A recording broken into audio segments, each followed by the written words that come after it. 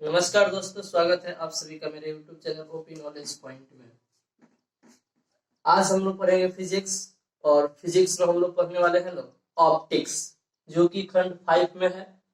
Optics के बारे में जानेंगे लोग कि ऑप्टिक्स क्या होता है।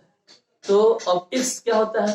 तो the study of light is called optics, यानी कि प्रकाश का अध्ययन प्रकाशिकी कहलाता है। तो प्रकाशिकी को समझने से पहले हम लोग को प्रकाश को समझना पड़ेगा, यानी लाइट को समझना पड़ेगा कि लाइट क्या होता है। तो पहले हम समझ लेते हैं कि लाइट क्या है, प्रकाश क्या है, फिर हम समझेंगे लोग कि ऑप्टिक्स क्या है। दोस्तों, लाइट चैप्टर आप 8 क्लास से ही पढ़ते आ रहे हैं। 8 क्लास में भी लाइट चैप्टर था, 10 क्लास में भी लाइट चैप्टर था और आज 12th में भी लाइट चैप्टर पढ़ना है। तो उम्मीदतः सब लोग इसका डेफिनेशन तो जानते ही होंगे कि प्रकाश वह भौतिक कारक है जिसके उपस्थिति में कोई निरोग आंख वाला व्यक्ति किसी वस्तु को देख पाता है। यानी प्रकाश एक भौतिक कारक है जिसके उपस्थिति में कोई भी व्यक्ति किसी वस्तु को देख पाता है। देखिए, प्रकाश और हमारी आंख ये दोनों एक दूसरे के पूरक होते हैं। यहाँ पर हमने लिखा प्रकाश और आंख एक दूसरे के पूरक होते हैं, यानी प्रकाश के बिना आंख अधूरा है और आंख के बिना प्रकाश अधूरा है। आपके पास प्रकाश रहे और आंख ना रहे तो वो किसी वस्तु को नहीं देख सकते हैं, या आपके पास आंख है और प्रकाश ना रहे तब भी आप किसी वस्तु को नहीं देख पाते हैं। इसीलिए कहा जाता है कि आंख और प्रकाश दोनों एक दूसरे के पूरक होते हैं। नेक्स्ट टॉपिक देखिए, नेक्स्ट पॉइंट आता है प्रकाश के संबंध में कि प्रकाश एक ऊर्जा का रूप है। Light is a form of energy. प्रकाश जो है एक ऊर्जा का रूप है जो हमारे दृष्टि संवेदन को उत्तेजित करता है, जो हमारे दृष्टि संवेदन को माने देखने की शक्ति को उत्तेजित करता है और यह विद्युत चुंबकीय तरंग के रूप में संचालित करता है, इलेक्ट्रोमैग्नेटिक वेव्स के रूप में संचालित करता है। अब इलेक्ट्रोमैग्नेटिक वेव्स क्या है इसके बारे में हम लोग नेक्स्ट चैप्टर जब पढ़ेंगे वहां पर हम आपको बताएंगे।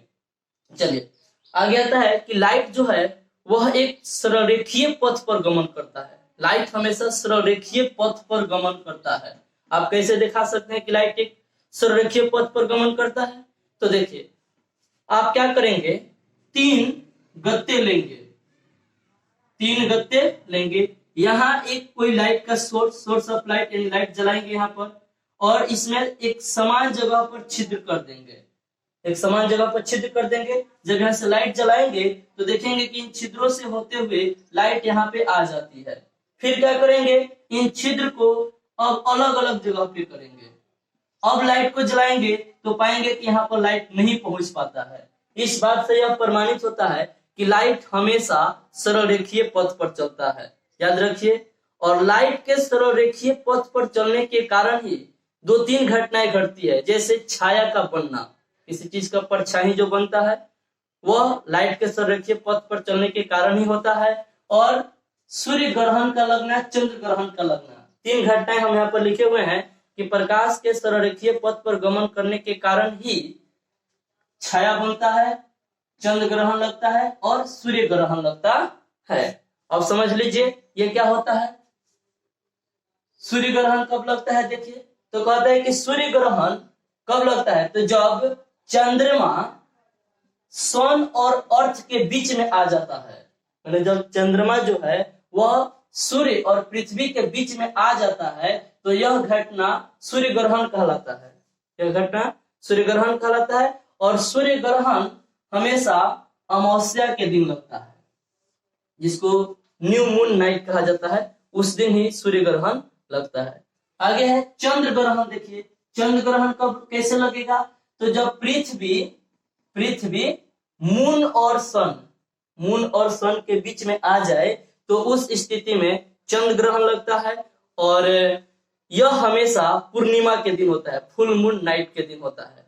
तो याद रखें कि चंद्र ग्रहण जो है वह पूर्णिमा का दिन लगेगा, सूर्य ग्रहण जो है वह अमावस्या का दिन लगेगा। चंद्र ग्रहण में पृथ्वी चंद्रमा और सूर्य के बीच में आ जाती है। सूर्य ग्रहण में चंद्रमा सन और पृथ्वी के बीच आ जाता है। अब दोस्तों, आपके दिमाग में एक सवाल गुजरा होगा। हमने कहा कि सूर्य ग्रहण जो है अमावस्या के दिन लगता है, चंद्र ग्रहण पूर्णिमा के दिन लगता है। तो सूर्य ग्रहण पूर्णिमा और अमावस्या ये तो हर महीने आते रहते हैं, फिर हर महीने ग्रहण क्यों नहीं लगता है? तो इसका भी एक रीजन है कि जो चंद्रमा की तल है वह पृथ्वी के साथ 5 डिग्री का कोण 5 डिग्री का कोण बनाती है, जिसके वजह से हर पूर्णिमा और हर अमावस को चंद्र ग्रहण सूर्य ग्रहण नहीं लगता है। ठीक है, कभी कभी उस 5 डिग्री से जो एंगल बनता है उसके नीचे से होकर गुजर जाती है, जिसके कारण यह ग्रहण नहीं लगता है। तो यह पॉइंट आप याद रखिए। नेक्स्ट आगे देखते हैं लोग। आगे आता है कि प्रकाश जिस सरलरेखीय पथ पर गमन करता है उस पथ को ही किरण कहा जाता है, रे। हम देखिए यहाँ पर लिखे हुए हैं कि प्रकाश जिस सरलरेखीय पथ पर गमन करता है उस सरलरेखीय पथ को ही किरण कहा जाता है, और किरणों के समूह को किरण पुंज कहा जाता है। किरणों के समूह को किरण पुंज कहा जाता है। देखिए यहाँ पर लिखा गया है कि किरणों के समूह को किरण पुंज कहा जाता है, और यह किरण पुंज 3 प्रकार के होते हैं। किरण पुंज जो होते हैं वह 3 प्रकार के होते हैं, आप पिछली कक्षा में पढ़ चुके हैं। एक होता है अभिसारी किरण पुंज, दूसरा होता है औपसारी किरण पुंज, और तीसरा होता है समानांतर किरण पुंज। चलिए इन तीनों के बारे में हम बताते हैं आपको क्या होता है। देखिए अभिसारी किरण पुंज, पहला हम लिखते हैं अभिसारी किरण पुंज, जिसको कहा जाता है कन्वर्जिंग बीम।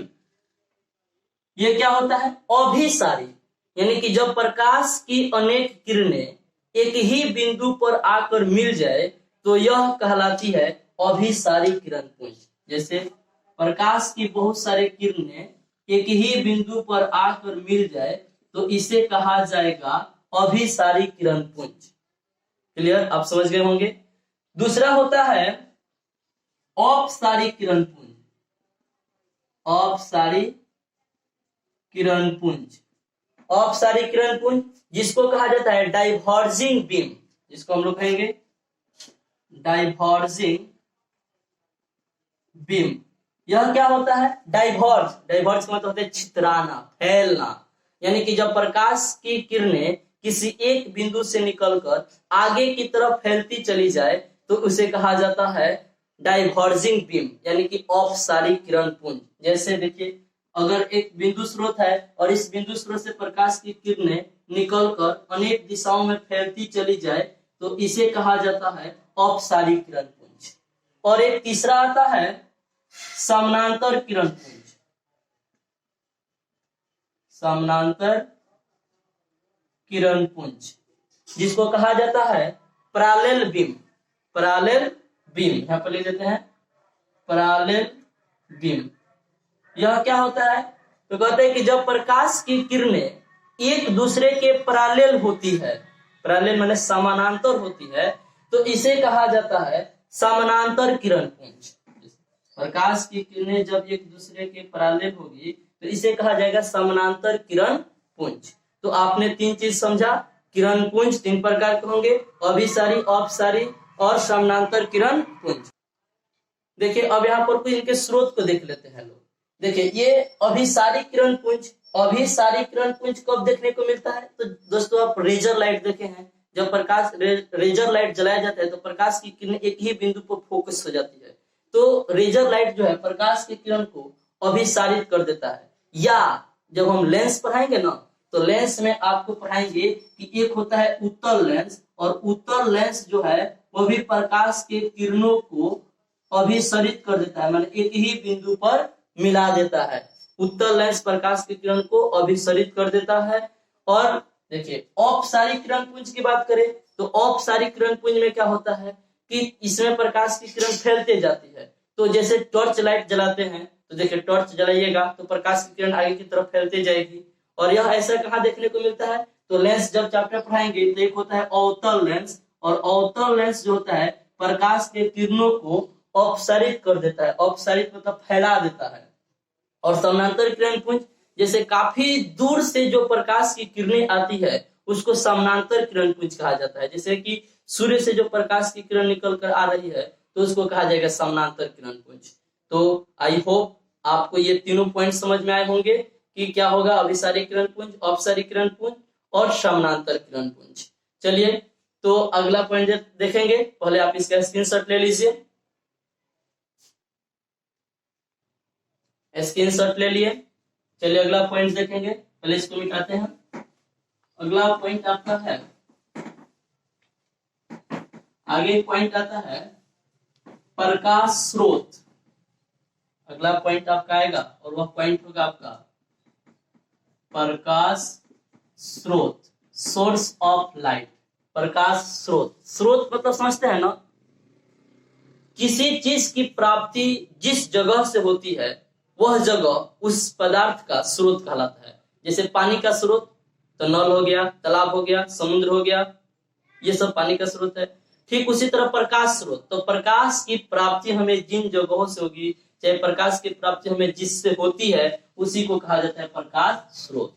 आप समझ गए होंगे, जैसे जलता हुआ बल्ब, टॉर्च, टॉर्च हो गया, डिबिया हो गया, लालटेन हो गया, इटीसी, ये सब है प्रकाश के स्रोत। और प्रकाश स्रोत दो प्रकार के होते हैं। ये प्रकाश स्रोत जो होते हैं वह मेनली दो प्रकार के होते हैं। एक होता है प्राकृतिक प्रकाश स्रोत, प्राकृतिक प्रकाश स्रोत, प्रकाश स्रोत।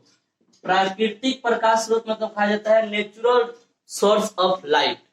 प्राकृतिक प्रकाश स्रोत यानी कि नेचुरल सोर्स ऑफ लाइट। ये क्या है? तो वैसा प्रकाश स्रोत जो नेचर के द्वारा प्रदत्त है, यानी कि जो प्रकृति के द्वारा दिया गया है, उसे प्राकृतिक प्रकाश स्रोत कहा जाता है। जैसे सूर्य हो गया, प्राकृतिक प्रकाश स्रोत है।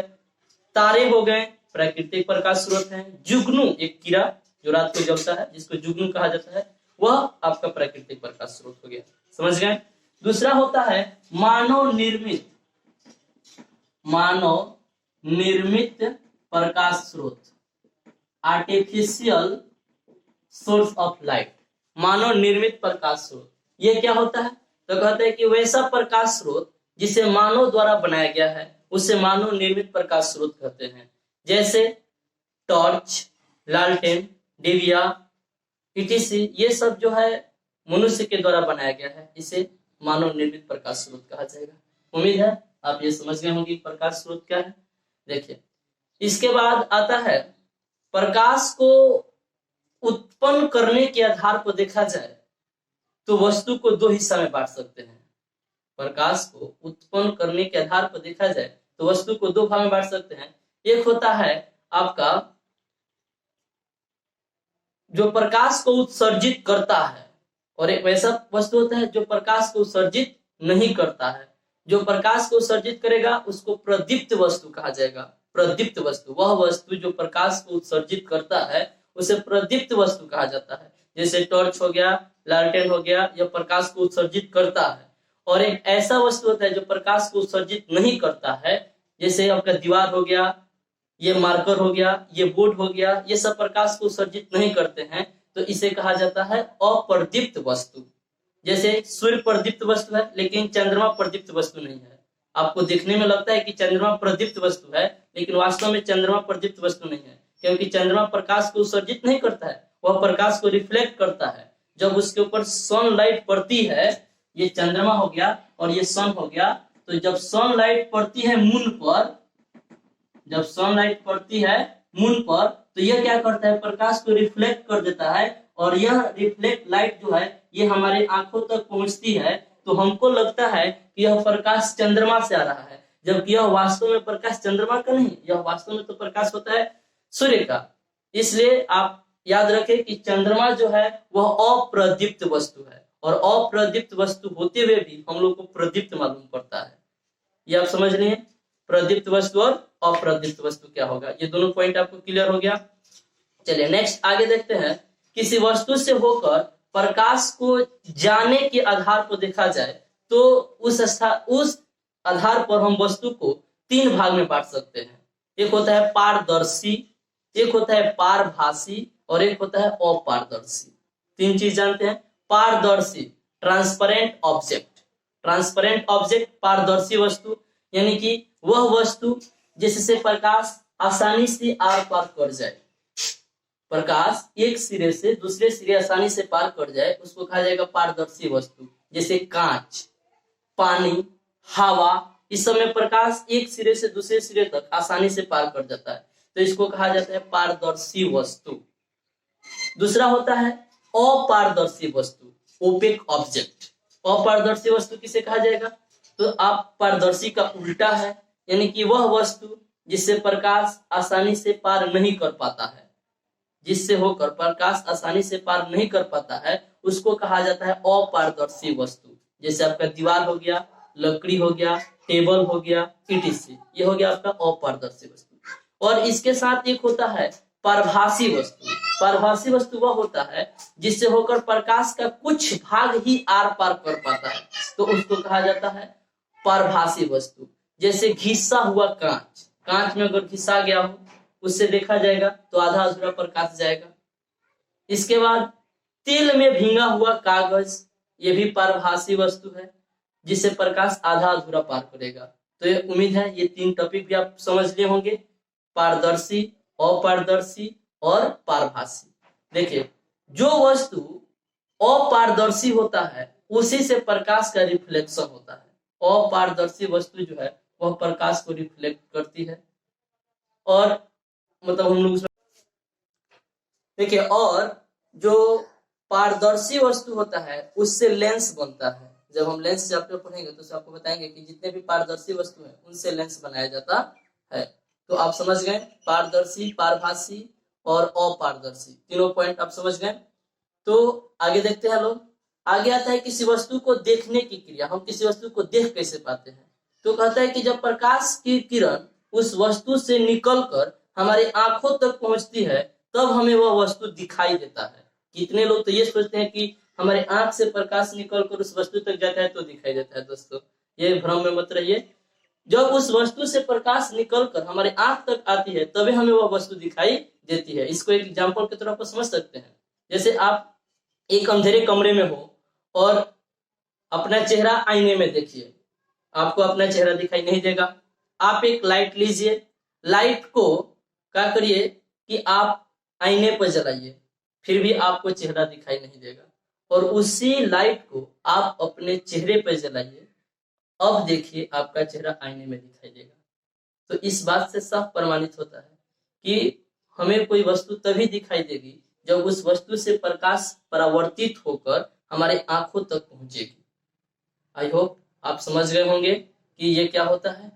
तो हम लोगों ने देखा प्रकाश के बारे में, और प्रकाश के बारे में अनेक बहुत सारे पॉइंट्स हैं, उसको भी आज देखते हैं। अगला पॉइंट प्रकाश से जुड़ा हुआ। देखिए, प्रकाश जो है अनेक छोटे छोटे कणों से मिलकर बना होता है जिसको कहा जाता है फोटान। प्रकाश जो है अनेक छोटे छोटे कणों से मिलकर बना होता है जिसको कहा जाता है फोटान। और प्रकाश के फोटान सिद्धांत का प्रतिपादन अल्बर्ट आइंस्टीन ने किया। ये हम लोग आगे पढ़ेंगे लोग। नेक्स्ट पॉइंट आता है, प्रकाश में 2 तरह के गुण पाए जाते हैं। प्रकाश में 2 तरह के गुण होते हैं, एक होता है तरंग गुण और एक होता है कणिका गुण। तरंग गुण, इसमें प्रकाश को एक तरंग के समान समझा जाता है, और कणिका गुण, इसमें प्रकाश को एक कण के समान समझा जाता है। तो इसी आधार पर प्रकाश के संबंध में 2 थ्योरी दिया गया है। एक दिया गया है प्रकाश का कणिका सिद्धांत, यानी प्रकाश का कणिका सिद्धांत, यानी जिसको कहा गया है पार्टिकल थ्योरी, और एक दिया गया है प्रकाश का तरंग सिद्धांत, यानी वेव थ्योरी। प्रकाश के कणिका सिद्धांत का प्रतिपादन न्यूटन ने किया है, और प्रकाश के तरंग सिद्धांत का प्रतिपादन हाइगेंस ने किया है। ये हम लोग आगे पढ़ेंगे। और इसी आधार पर प्रकाशिकी को 2 भाग में बांटा गया है, एक किरण प्रकाशिकी और एक तरंग प्रकाशिकी। ये भी हम आगे बताएंगे आपको। चलिए, अगला पॉइंट आता है, प्रकाश एक अनुप्रस्थ तरंग है। प्रकाश जो है एक अनुप्रस्थ तरंग है। अनुप्रस्थ तरंग वो होता है जिसके संचरण के लिए किसी माध्यम की आवश्यकता नहीं होती है। तो प्रकाश एक ऐसा तरंग है जिसके संचरण करने के लिए किसी माध्यम के होने की जरूरत नहीं है। कोई माध्यम नहीं भी रहेगा तो यह गमन कर सकता है। जैसे ध्वनि जो है वह अनुदैर्ध्य तरंग है, क्योंकि उसके संचरण करने के लिए माध्यम की जरूरत होती है, और माध्यम का काम करता है हवा या कोई अन्य भी माध्यम हो सकता है। बिना माध्यम का वह गमन नहीं करती है, इसलिए उसको कहा जाता है कि वह अनुदैर्ध्य तरंग है, और प्रकाश अनुप्रस्थ तरंग है। और यह बहुत बार एग्जाम में पूछा जा चुका है दोस्तों, ऑब्जेक्टिव क्वेश्चन, और इसको याद रखिएगा कि प्रकाश एक अनुप्रस्थ तरंग है और ध्वनि एक अनुदैर्ध्य तरंग है। नेक्स्ट, अब अनुदैर्ध्य और अनुप्रस्थ तरंग क्या है, इसको तरंग वाले चैप्टर में आपको पढ़ाएंगे। प्रकाश का तरंग दैर्ध्य जो है 3900 एंगस्ट्रॉम से 7800 एंगस्ट्रॉम के बीच होता है। 3900 एंगस्ट्रॉम से 7800 एंगस्ट्रॉम के बीच होता है। और एंगस्ट्रॉम जो है वह तरंग दैर्ध्य को मापने की इकाई है। अब तरंग दैर्ध्य क्या है, ये भी बात हम आपको तरंग वाले चैप्टर में बताएंगे। चलिए आगे है प्रकाश की चाल को सबसे पहले रूमर नामक वैज्ञानिक ने निकाला।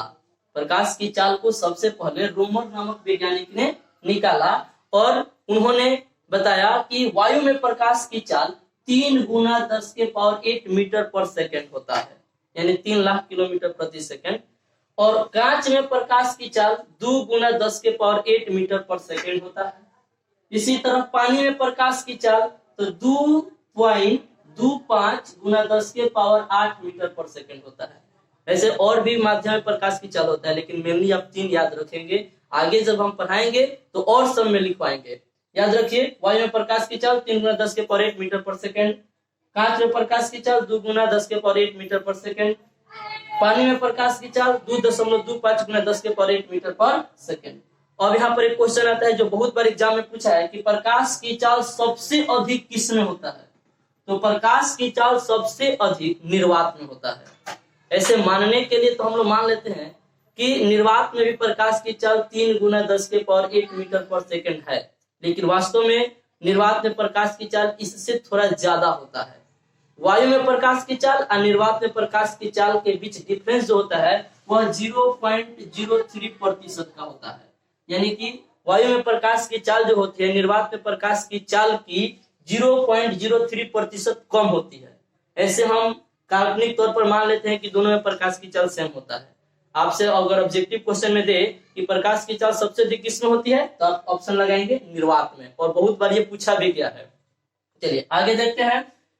सूर्य से प्रकाश को पृथ्वी तक पहुंचने में 8 मिनट 18 या 19 सेकेंड, किसी बुक में 8 मिनट 20 सेकेंड भी लिखा गया है, या इसको केवल सेकेंड में देखा जाए तो 500 सेकेंड का समय लगता है सूर्य से पृथ्वी तक प्रकाश को आने में। इसी तरह चंद्रमा से प्रकाश को पृथ्वी तक आने में 1.28 या 1.3 सेकेंड का समय लगता है, जो लगभग 63-64 सेकेंड के बराबर होता है।